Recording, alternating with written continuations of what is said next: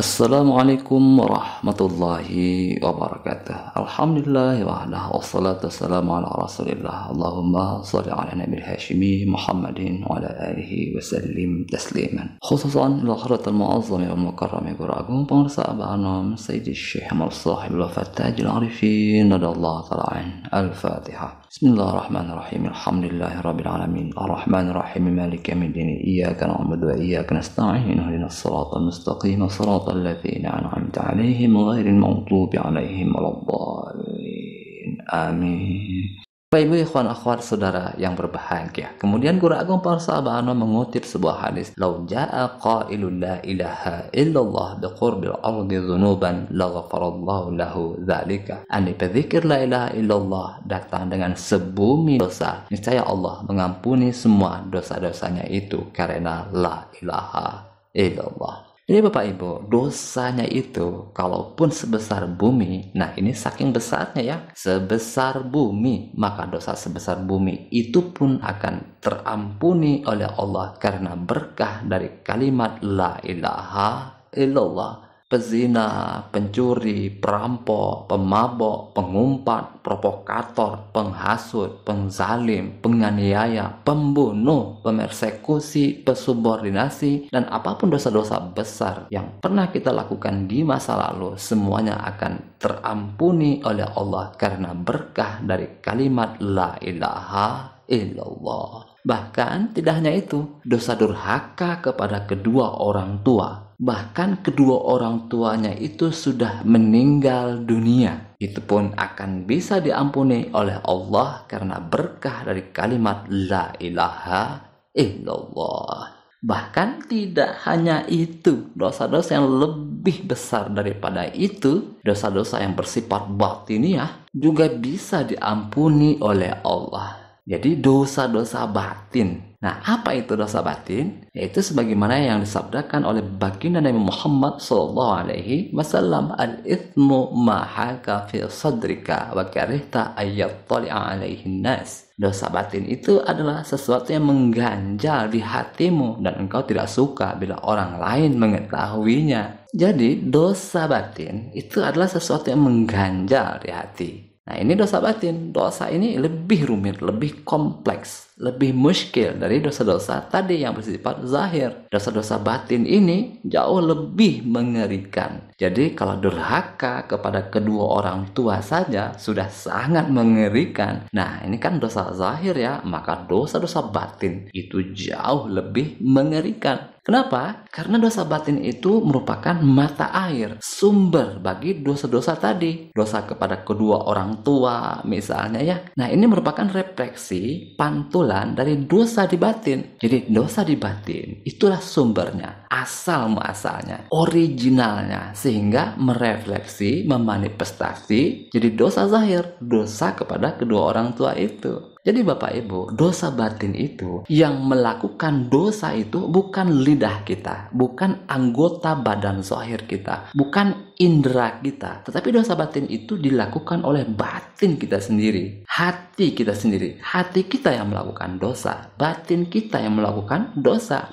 Jadi dosa itu terlakukan, terselenggara, teramalkan langsung dari pusat inti kemanusiaan kita, hati kita sendiri. Apa contohnya? Ya contohnya seperti dengki. Ini kan dosa batin. Karena dosa ini dilakukan oleh batin kita. Benci, angkuh, sombong, marah. Ini semua dosa batin. Karena batin kita yang melakukannya. Nah, ini dosa sangat mengerikan. Lidah mungkin saja manis tutur katanya. Perbuatan zahir, anggota badan ini, indera kita, mungkin kelihatannya santun. Tetapi pikiran kita, batin kita, itu bisa berbeda loh dengan apa yang diucapkan oleh lidah, apa yang direfleksikan oleh anggota zahir kita. Manis di muka, lain di hati. Nah, kalau dalam bahasa lainnya kan disebut kemunafikan. Nah, ini dosa batin, batin kita. Tangan tidak nonjok, tapi batin. Kadang-kadang, awas tuh, batin itu nonjok. Mulut tidak marah, tetapi batin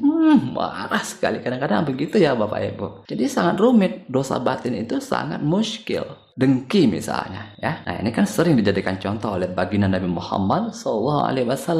Bila ada setitik dengki di batin kita, di hati kita, Maka apa resikonya? Resikonya adalah semua kebaikan kita jadi hangus, terbakar, tak bersisa. Nah, ini kan mengerikan. Dosa batin jauh mengerikan. Tapi ironinya kita tidak memperhatikan dosa-dosa batin ini. Kita sibuk dengan dosa zahir itu. Padahal kalau kita perhatikan, begitu mengerikannya dosa batin ini, seperti dengki ini yang mampu membakar semua kebaikan kita, maka kita akan semakin waspada pada batin kita sendiri. Kalau kita meninggal dunia sementara di hati kita setitik dengki, setitik benci, kan langsung habis semua kebaikan kita. Apa dong yang akan kita laporkan di hadapan Allah, di hadapan pengadilan ilahi nanti? Tidak ada kebaikan, kosong. Tidak ada sedikit pun kebaikan karena semuanya terbakar oleh dengki itu. Nah, ini kan sangat mengerikan ya Bapak Ibu. Baginda Nabi Muhammad SAW menegaskan, iyyakumul hasada fa innal hasada ya'kulul hasanati kama ta'kulun narul hatab. Setitik dengki, semua kebaikan kita hangus, terbakar, tak bersisa. Jadi mengerikan sekali ya Bapak Ibu sekalian. Jadi dosa batin itu mahaka fi sadrik, sesuatu yang mengganjal di batin kita. Jadi kita diganjal untuk berbuat baik langsung dari dalam batin kita sendiri. Nah, seperti juga di lingkungan TGN Suryalaya sekarang ini. Ada loh Bapak Ibu sekalian yang tak berani datang ke Suryalaya. Tidak berani ziarah ke makam Syekh Mursyidnya, Pangarsa Abah Anom, Pangarsa Abah Sepuh. Loh, kok tak berani datang? Kenapa? Nah, itu pasti ada ganjalan di hati. Ada dosa-dosa batin yang mengganjal batinnya. Makanya dia tak berani datang ke Suryalaya. Tak berani ziarah ke makam Syekh Mursyidnya, Pangarsa Abah Sepuh, Pangarsa Abah Anom. Apa dosa batinnya? Ya mungkin di hati masih ada keangkuhan, ada kesombongan di batinnya itu. Merasa lebih benar, tidak suka, benci, dan dosa-dosa batin lainnya. Sehingga dosa-dosa batin itu pun menjadi pengganjalnya, penghalangnya untuk datang ke Suryalaya, untuk ziarah ke makam Syekh Mursyidnya, Pangarsa Abah Sepuh, Pangarsa Abah Anom. Bapak Ibu ikhwan akhwat saudara yang berbahagia, bahkan hadis yang dikutip oleh Pangarsa Abah Anom tadi di awal dengan sebumi dosa. Nah, hadis ini sebetulnya lebih mengenai pada dosa batin ketimbang dosa zahir. Karena yang paling memungkinkan seseorang mendapatkan dosa sebesar bumi, biqurbil ardi dzunuban, dosa sebesar bumi, bahkan mungkin bisa lebih besar lagi dari bumi, itu adalah karena dosa-dosa batin. Kenapa demikian? Mari kita pahami perihal ini dengan contoh ya. Selingkuh misalnya. Jadi kita udah percaya misalnya sama dia, kita sudah komitmen untuk setia. Tiba-tiba dia selingkuh, dia mengkhianati cinta kita. Apa yang kita rasakan Bapak Ibu sekalian? Kita dikhianati, diselingkuhi, apa yang kita rasakan? Wah, namanya kita cinta sama dia ya. Itu setelah mendengar dia selingkuh, waduh rasanya itu, dunia itu rasanya langsung gelap ya. Batin itu sangat sakit sekali. Rasanya lebih menyakitkan dari jatuh dari tebing yang tinggi. Bumi dan segala isinya rasanya tumpah semua, ditimpakan semua ke badan kita. Wah, rasanya sangat menyakitkan. Batin kita benar-benar sangat terluka ketika kita mendengar orang yang kita cintai itu selingkuh. Dia berkhianat pada kita. Kan seperti itu biasanya yang kita rasakan kalau kita dikhianati ya Bapak Ibu. Kalau kita diselingkuhi, kan kita bisa mendengar sendiri berita-berita di televisi. Bagaimana kalau diselingkuhi itu sakit rasanya batin itu ya, terluka batin itu.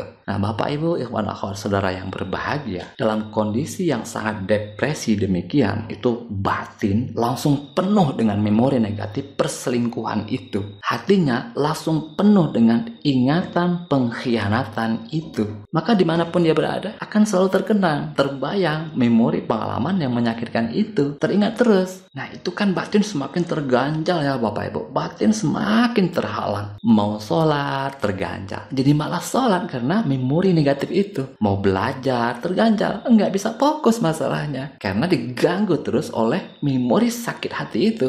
Jadi apa-apa terganjal, tidak bisa melakukan kebaikan-kebaikan yang normal karena diganggu, diganjal oleh memori negatif di hatinya itu. Nah ini dosa batin sebesar bumi. Nah ini mengerikan sekali ya Bapak Ibu sekalian. Nanti dari memori sakit hati karena perselingkuhan itu nanti muncul tuh, berkembang lagi sifat-sifat yang lain, dosa-dosa batin yang lain. Sakit hati berkembang, dendam, benci muncul tuh, marah bermunculan, dengki, serakah juga bermunculan. bermunculan. Bahkan bisa berkembang ke dosa zahir. Mulut jadi mengumpat, menghina, memfitnah, tangan jadi memukul, kaki jadi menendang. Nanti berkembang lagi. Dosa zahir itu tumpah ke teman-temannya, marah sama teman-temannya, tumpah ke keluarganya, marah sama keluarganya. Akhirnya tumpah ke orang tuanya sendiri, cekcok sama orang tuanya sendiri, tidak mau mendengar nasihat orang tuanya. Kan jadi anak yang durhaka sama orang tua ya. Jadi dosa batin itu sumbernya, sumber masalahnya. Memori negatif itu, memori negatif perselingkuhan yang dia simpan atau tersimpan di batin bawah sadarnya itu. Jadi makin berkembang, makin banyak masalah gara-gara satu memori yang penuh di hatinya itu, yang sebesar bumi itu. Bahkan dosa batin seperti ini nih bisa membunuh juga loh Bapak Ibu. Diselingkuhi bisa membunuh orang lain,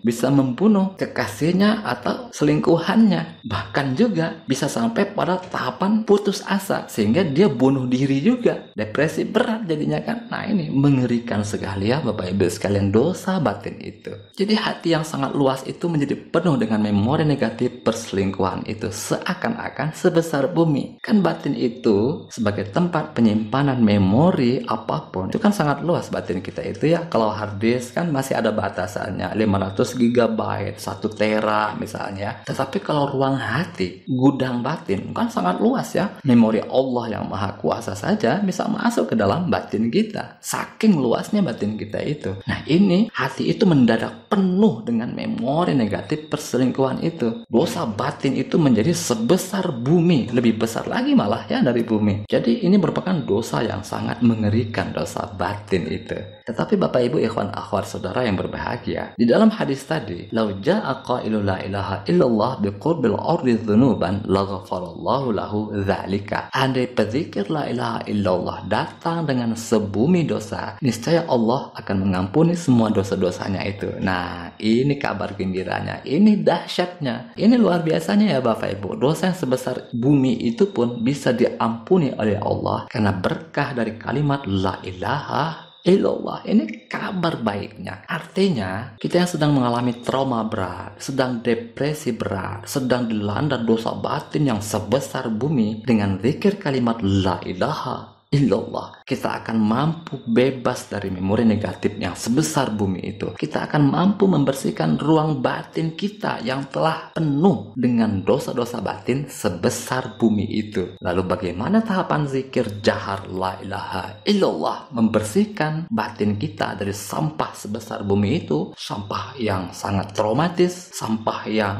bersifat depresi berat? Insya Allah akan kita perdalam di video berikutnya. Baik, itu saja yang dapat kita pelajari pada kesempatan kali ini. Semoga ada hikmahnya untuk batin spiritual kita, khususan di Khadatul Mu'azzami wal Mukarrami Guru Agung Parsabanon Sayyidi Syekh Ahmad Sahibul Wafat Tajul Arifin radhiyallahu ta'ala an. Al-Fatihah. Bismillahirrahmanirrahim. Alhamdulillah rabbil alamin. Ar-Rahmanir-Rahim. Maliki yaumiddin. Iyyaka na'budu wa iyyaka nasta'in. Ihdinas siratal mustaqim. Siratal ladzina an'amta 'alaihim ghairil maghdubi 'alaihim waladdallin. Amin. Allahumma shalli 'ala nabiyil hashimi Muhammadin wa ala alihi wasallim tasliman. Allahumma shalli wa sallim wa barik alaihi. Wassalamualaikum warahmatullahi wabarakatuh.